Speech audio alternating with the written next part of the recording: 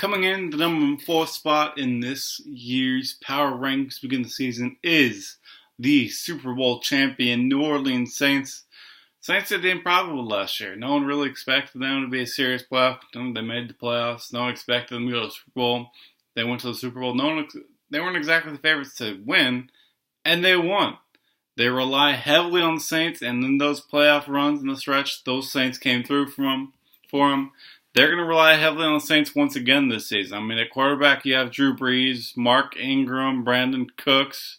It's just, this is a team that's going to rely heavily on the Saints, especially with Willie Snead, Tim Hightower, C.J. Spiller. But if it works, why not keep doing it? At quarterback, Drew Brees last year, there were concerns about his arm, but he finishes QB4 in fantasy.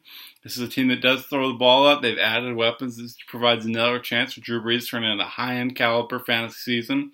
Finishes another top 5 fantasy quarterback, which will be big for this Saints team. And if for something happens to Brees, then that's where the risk comes in. But they also have Andy Dalton, who, he suffered an injury last year, which hurt his numbers. But really, with AJ Green, with Gio Bernard, and hopefully healthy Tyler Eifert, he'll be able to put up some numbers. So if Brees were to get hurt, they have that really good backup option behind them.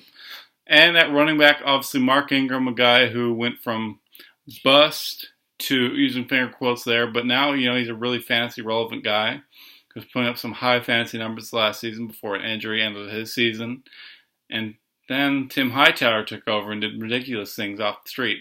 But right now, focusing on Ingram, finished his RB15 last year, averaged 12.8 fantasy points per game, was really a big-time contributor for this team, has showed a lot in the passing game near the goal line, really can do a lot of different things.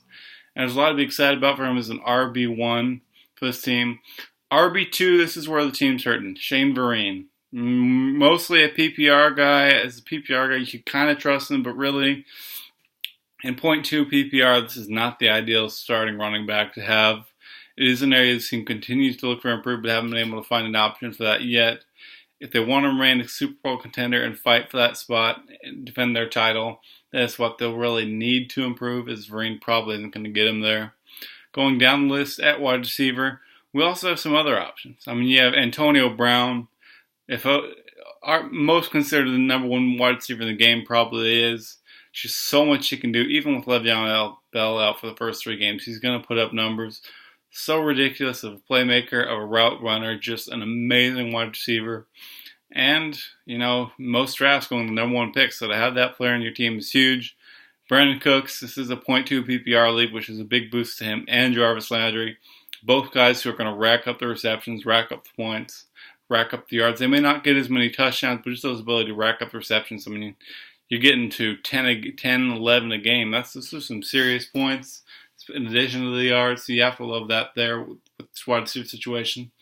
Doug Baldwin finished as wide receiver 8 last year in fantasy. Had a huge run this season, like 10 touchdowns in 6 weeks. That's going to be hard to repeat.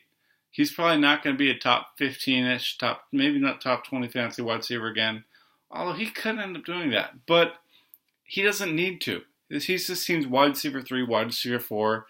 And that is an amazing situation for him, an amazing situation for the team. Shows their depth at wide receiver. You also have Willie Snead, who is a sleeper in New Orleans, will get plenty of work, plenty of options, and could put up some really strong fantasy numbers as a wide receiver 4 or 5. Moving on to the tight end spot, you have Jordan Reed. Health is the red flag here. Injuries have always been a problem for him in the past. If they happen again, could derail things. But when he's on the field, aside from Rob Gronkowski, there is no one better, and it's not close. Number 1 option in Washington's passing attack.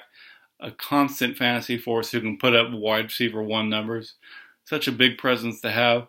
They also have Delaney Walker, a guy who Rex Sports Weekly personally loves as a player. Can do so many different things. Is a big target for Marcus Mariota.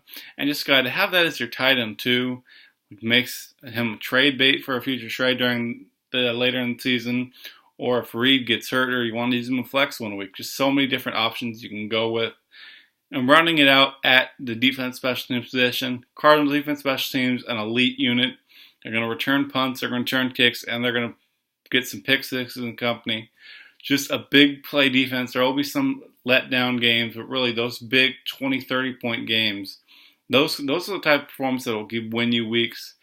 And they also have the Rams defense special teams. They're not a special unit, but they're able to lock teams down pretty well with that defense line that racks up the sacks, racks up the fantasy points. So, a well-rounded group there with big play potential and with the solid floor for those weeks where the matchup's not right for Arizona. There's a lot to like here. Again, they are reliant on the New Orleans Saints, so if something goes wrong, they're going to hurt badly. But still, there's a reason this team is a contender. They are defending their title, and there is plenty to like about the New Orleans Saints in the 2016 season.